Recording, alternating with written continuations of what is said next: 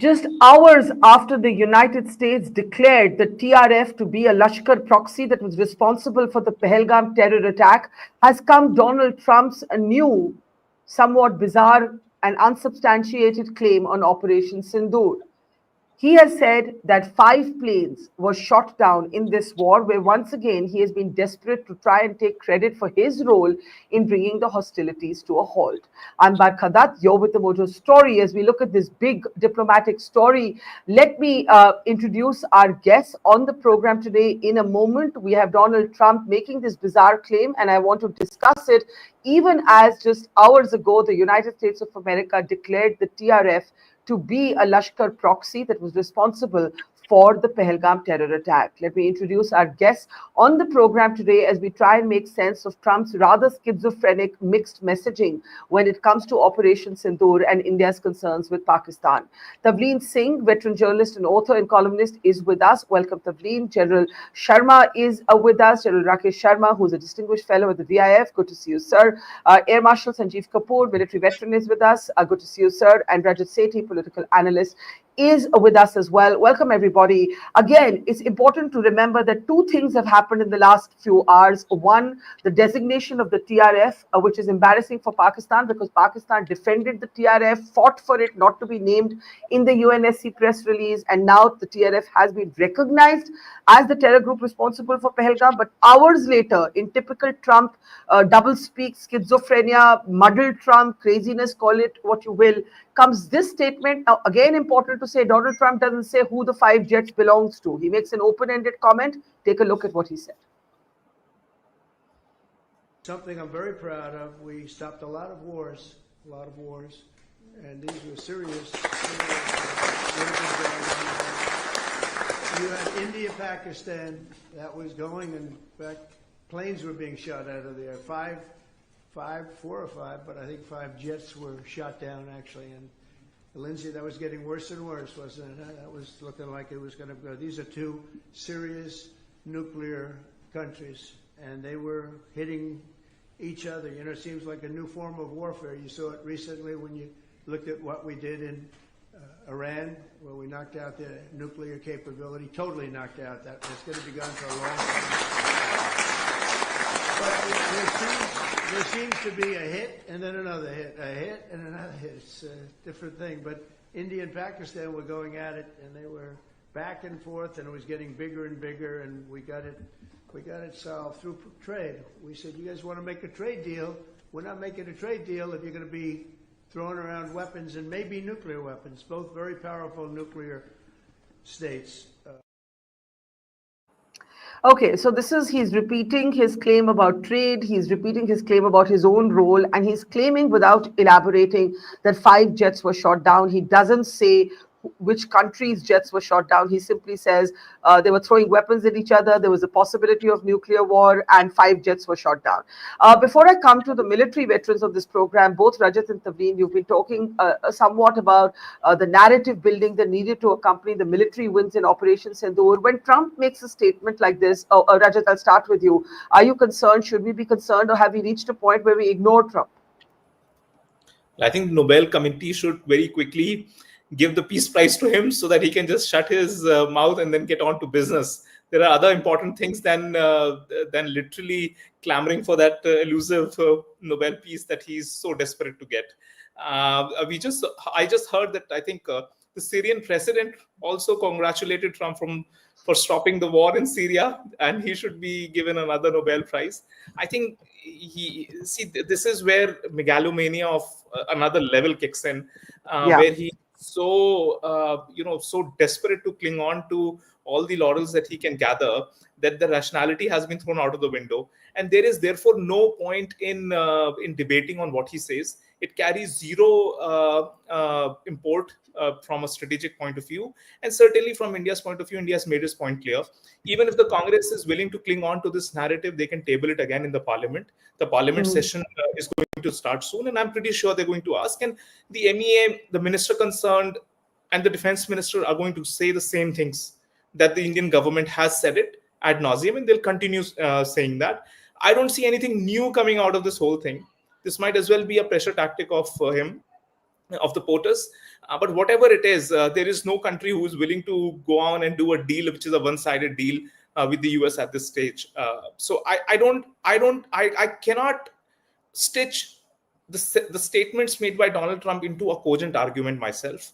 This is why we shouldn't collectively be wasting too much time on what he says one day or the other.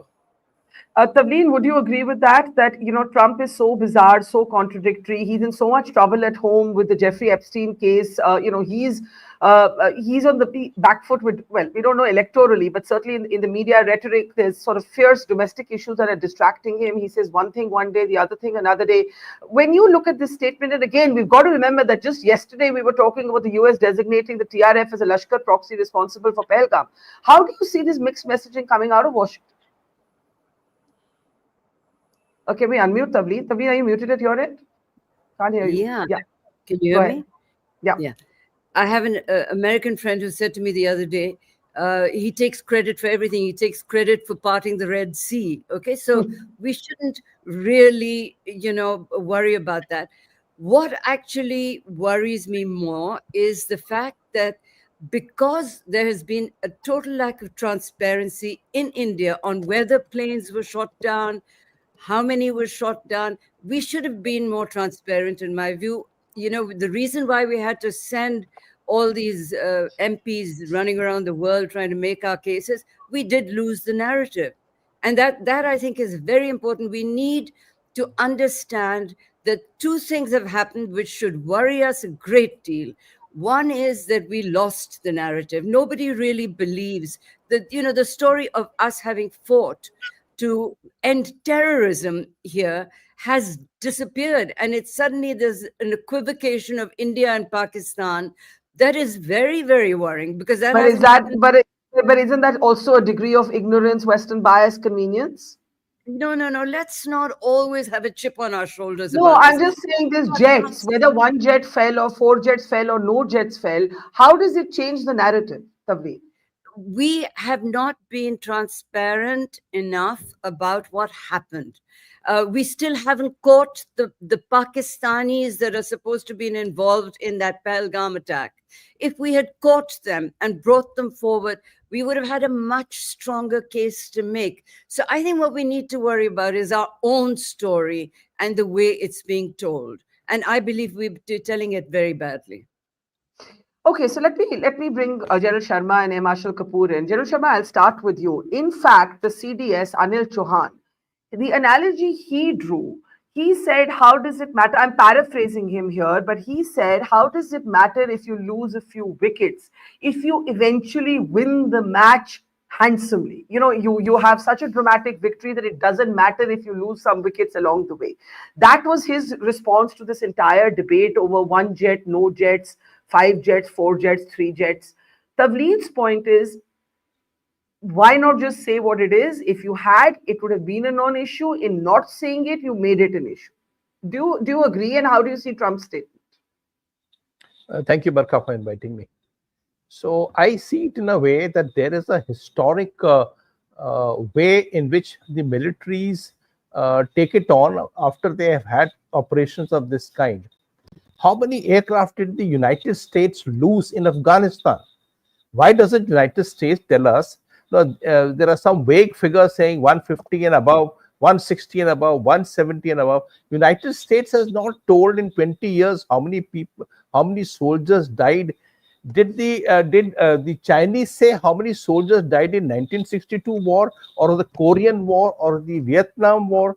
I mean, in many ways, we have been upfront in saying whatever we having. We take our casualties on our head, and we actually do great honors to them. But none of these countries ever announce. Nobody announces the dead or the losses in the war at that time. It comes out subsequent in history. In the case of China, it never comes out at all. We don't even know how many casualties they had in the Korean War. So, to say that, now you're bringing it up that 5 aircraft were lost, how many aircraft have the Israelis or how many casualties have the Israelis had in the war with Gaza on its own? Why haven't the Israelis said that we have so many people killed out here? So, this is how the armed forces work, and this is how it is done. We have accepted that they have been some tactical mistakes, which the CDS himself said, and then we had quickly put our feet together and pulled up our socks, and we were back at it, and we did a grave amount of damage across to Pakistan. And that's it. There would be a time when people will, after having analyzed what aircraft was downed and how it was downed and what was the specificity on which Pakistan was able to take an advantage. All this takes time. All this takes judgment. And I think we need not be hurried about it. And now, of President Trump rightly said, see, there is a dhoop chau. There is a change, like you yourself said, that there was TRF yesterday and there was no. So the same TRF in 16050 resolution 2 months ago in the Security Council, the Americans opposed TRF being named as a terrorist organization just 2 months ago. This is, I think, 26th or 27th of April. And now suddenly they have the backflip and they say, okay, TRF is terrorist organization. So everything has got a motivation as far as American establishment does. President Trump, we take it with a salt. We've been discussing this. He must have said 20 times that he brokered the peace. So be it. Let him be happy. He is speaking yesterday or day before yesterday to the Republicans who were opposing him partially for their big beautiful bill. Big beautiful bill. So it looks so attractive. Yeah. And he called the big beautiful people to now tell them, okay, look, I've done A, B, C, D. Thank you very much. So what you're saying is that the Americans, the Israelis, the Chinese, they never talk about their losses. What we did say, I'll take that to Emashal Kapoor in a moment. Emashal Bharti had said in his press briefings that all our pilots came home, so there were no human casualties. And he said, in a combat, some losses do take place. So I want to understand why it is this issue of these jets remains in the headlines. Why does it matter? Emashal Kapoor, does it matter? Do you agree with Tavleen that, if you just said in the first day, itna plane we lost, and now we have, brought all of our platforms back, which is what CDS said, it would have been a non-issue. It's in not saying it, she seems to argue, that it became an issue. Good evening to fellow panelists. I agree with Mr. Tavleen here that we lost the narrative. I fully endorse and I agree. But I don't agree, and I agree with General Sharma. See, if you read history, and I read history a lot, because history is very important to see the trajectory in which the events are moving. The Allied forces lost more troops in Second World War. The Israelis lost more aircraft and troops in Yom Kippur War of 1973. What happened in the end? Didn't the Allies win? Didn't the Israelis win? In a hockey match, do you count the opposition will score a goal? It's not this. Why is the West narrative fixated, which has been replicated in our country by all the media houses? How many aircraft did we lose? Is that the outcome of this conflict? How many? If we have lost more, so it means we have, or if there has been no news, how many Chinese soldiers were lost in Galwan? Did China come up with this figure? Never. I was reading MQ-9s, the drones of the US. I don't know how many, some 24 of them, and they cost over $100 million each. They have been lost by the fight in Yemen. Have the Americans come out with this figure? No. So my take on this whole issue. So you're saying you're saying we may have lost the narrative, but it's not focused on the losing the jets or not. That losing the jets is a non-issue, whether you did or you did not.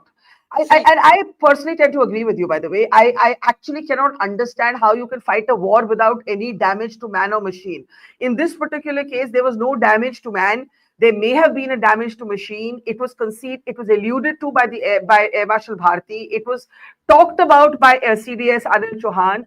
Tavleen, why is it an issue? Why do we always come back to these jets, these planes, when we talk about the loss of narrative? How does it matter? How can we go into war without losing anything?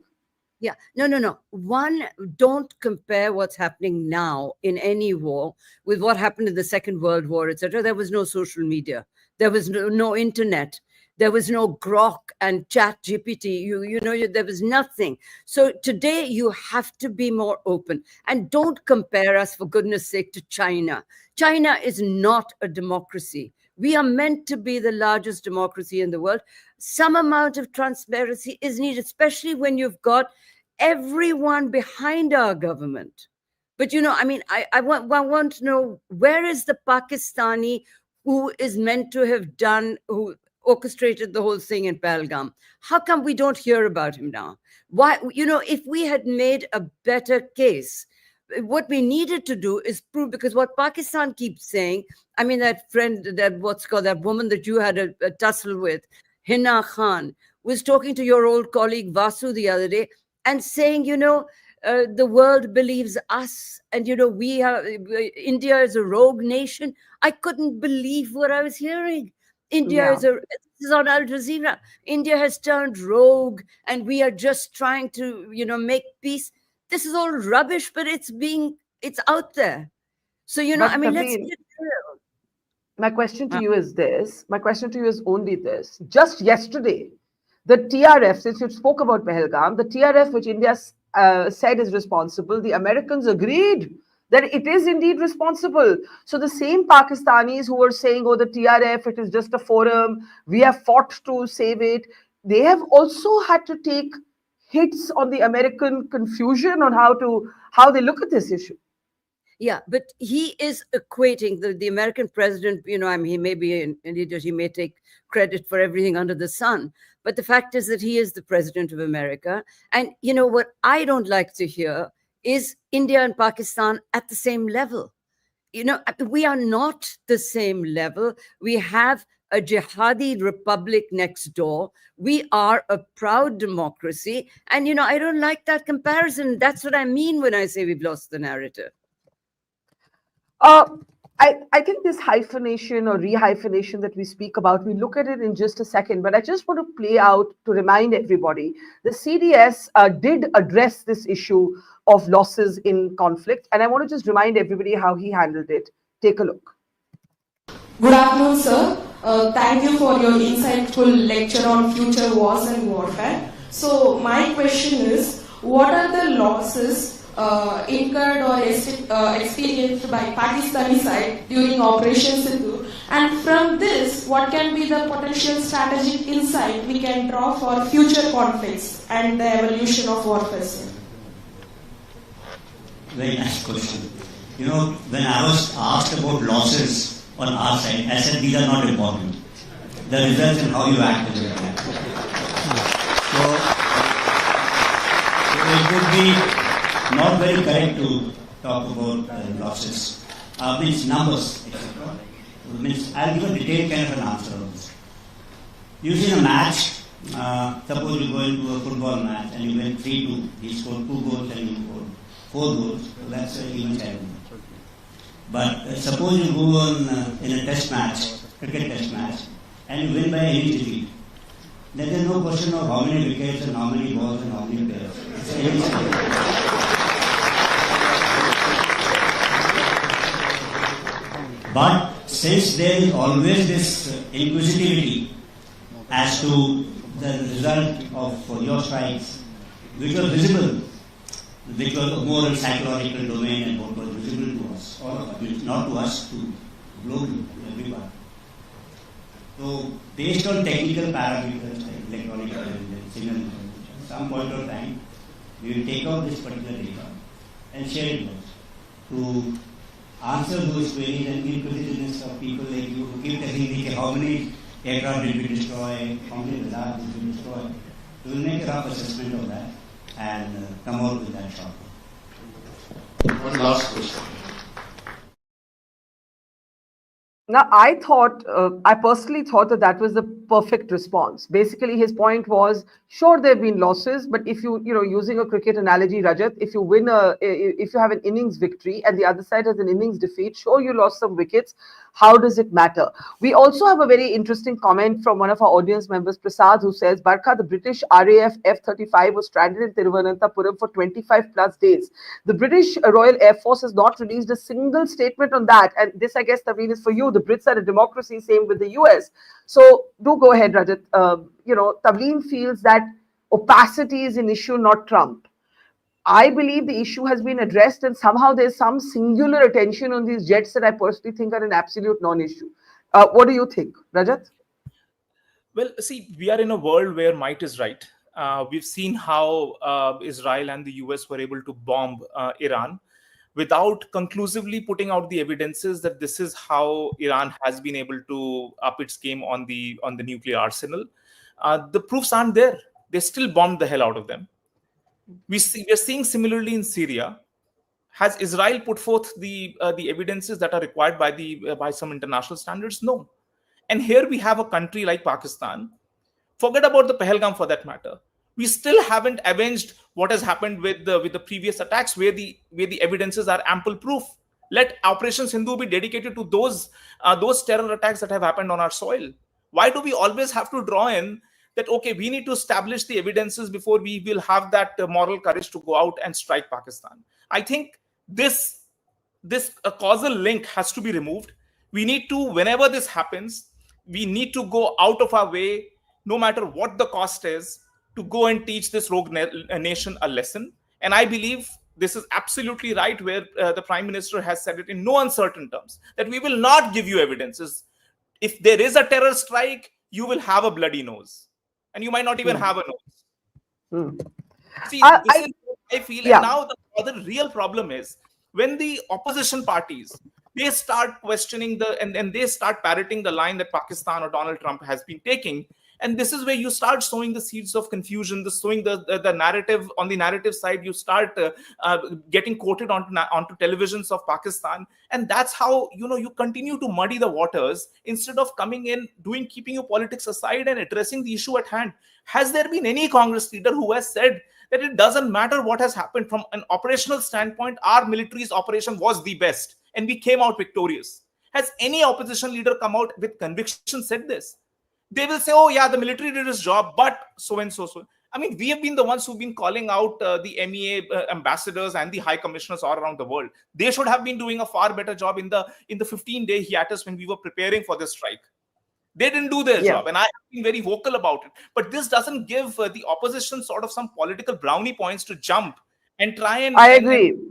And try to put this critical moment when we were trying to set up a narrative into a complete negative view. I actually agree with this, that one should close ranks when it comes to Pakistan. Whatever your other arguments may be, and B, I have never understood from the first day this happened why this issue of the jets was at the heart of any commentary, because this is war. So I don't know what we were expecting. But General Sharma, my question to you is, this idea of hyphenation that Tavleen referred to, this is highly irritating.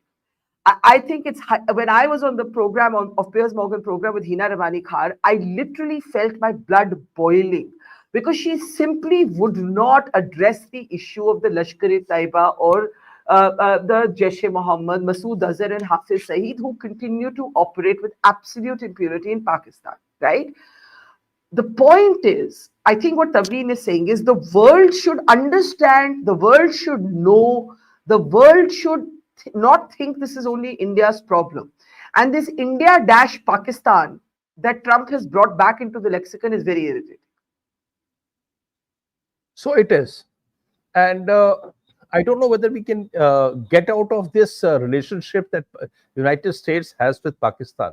United States is a hard-nosed country. It works on its interests in a manner that it doesn't matter that Pakistan is not a democracy. In fact, it suits United States that Pakistan is no democracy but the name. They don't have an economic power. They're a weak country, but they follow the Americans the way Americans are supposed to be followed. So the Americans are supposed to control a nation called Pakistan in any which way, and that assists them as because Pakistan has great advantages. The biggest one is it has got a geostrategic location that gives that gives Americans the powers of addressing Iran, of Afghanistan, and Central Asia, and many other nations. So Pakistan is important in its own ways to United States, and it doesn't matter if the United States is weak.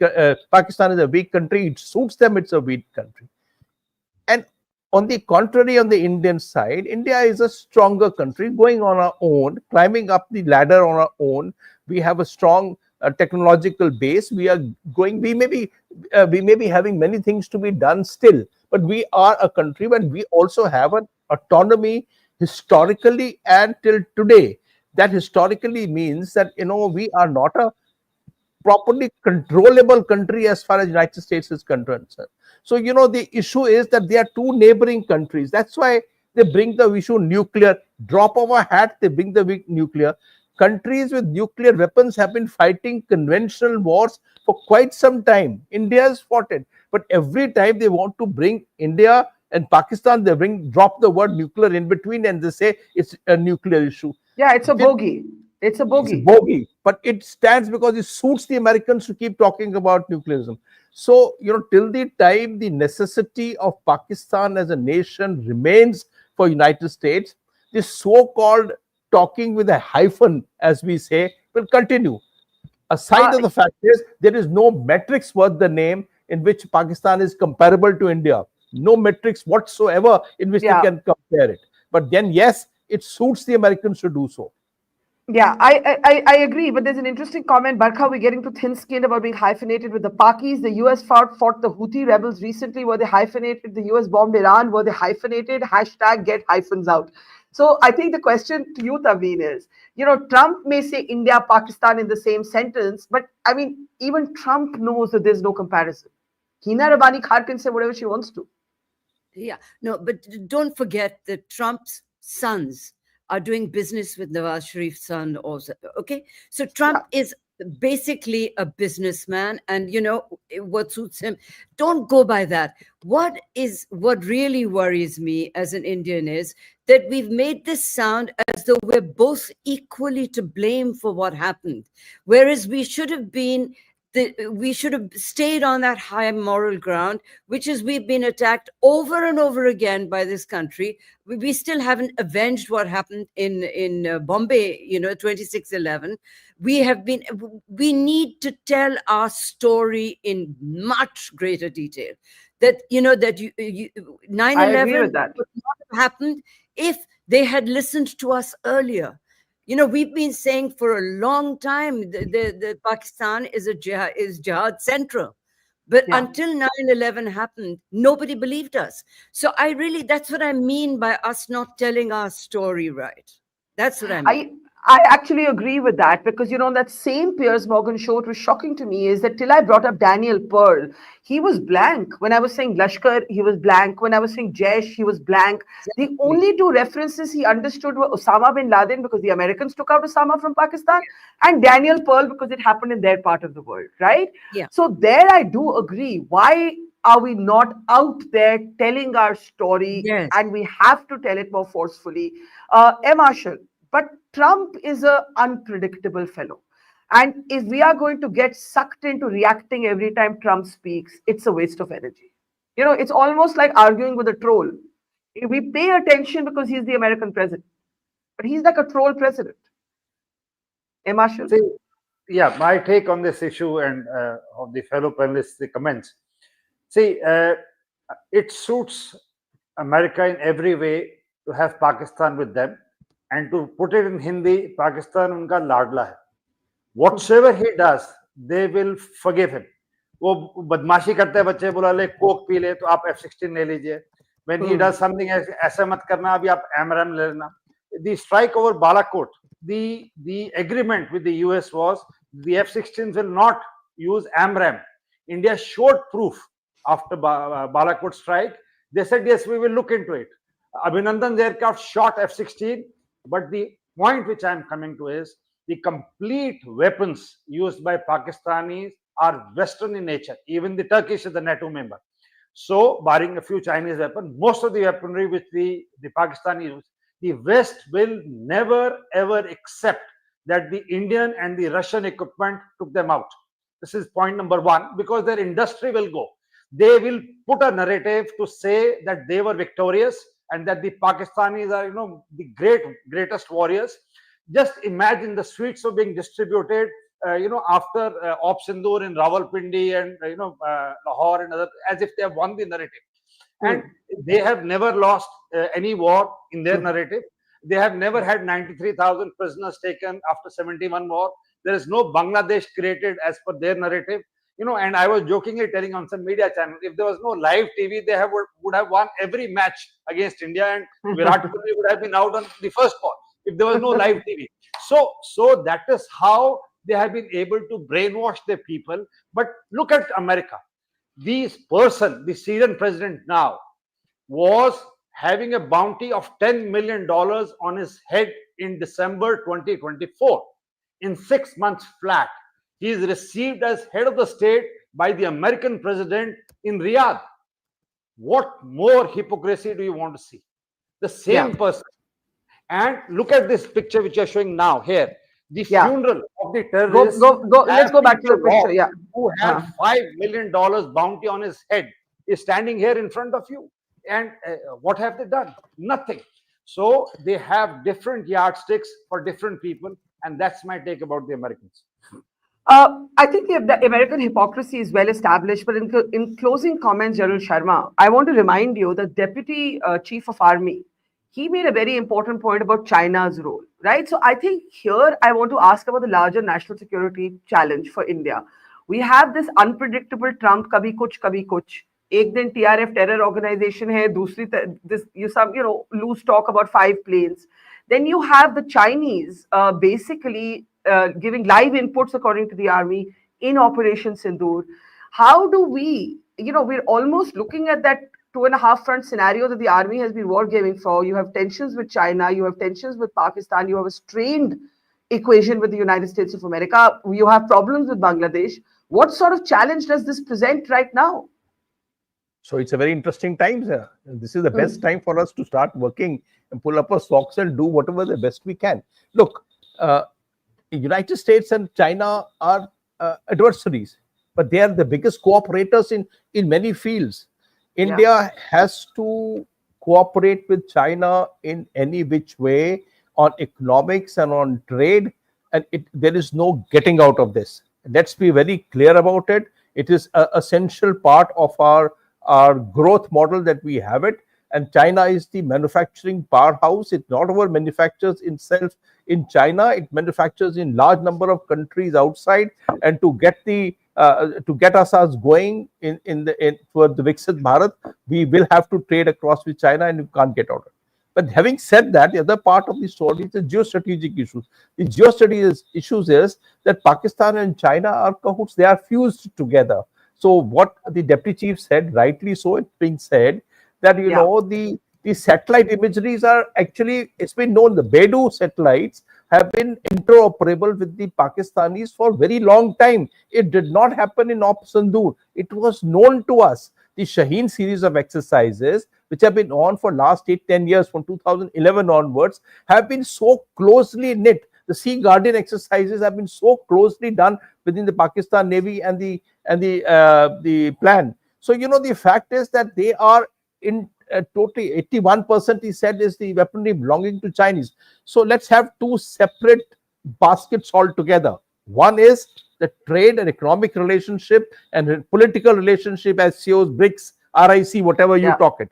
That's one part of the story. Other part of the story is we have to understand that the Chinese may or may not want to fight a conventional war with us, but the pressure on the borders will remain, and the fusion that they have with the Pakistanis, so that Pakistanis can keep needling us, will continue. So they are two separate things, and that's how the art of playing politics has to go ahead for India. Absolutely. Tavleen, before I give Rajat the closing comments, your thoughts? I can't hear Tavleen. Saying that they were using Western weapons. Actually, they were using a lot of Chinese equipment. Correct. And the Chinese were testing. It was China was in this battle. For me, I see two camps in the world. One is America, and the other is led by China. And as far as I'm concerned, we want to be with the Americans. So no matter how many stupid things Trump says, let's remember where our interests lie. They're not with China and Pakistan and Iran. We can use them, but China is not our friend. I think that our biggest enemy is China. And going on about Pakistan is silly. Rajat, let me give you a closing comment there. You know, this a lot of people in the audience stream are saying India just has to go it alone. India just has to go it alone, and that seems to be the lesson we've walked away from after Operation Sindoor. That actually, as you said, it's the world where might is right. I think we need to just acquire more might, whether through economics or whether through defense expansion or whether through cutting edge science and technology. That seems to me to be the path ahead. Go ahead, Rajat. Last word to you. Absolutely. I think there is no shortcut to path to achieving might. This is one reason why, I left everything. I started a defense venture on my own with my colleagues from IIT. Right. We all got together. We are now working on directed energy weapons, which can form part of the air defense. We need to come out of our comfort zones. This Operation Sindoor has woken us as a nation.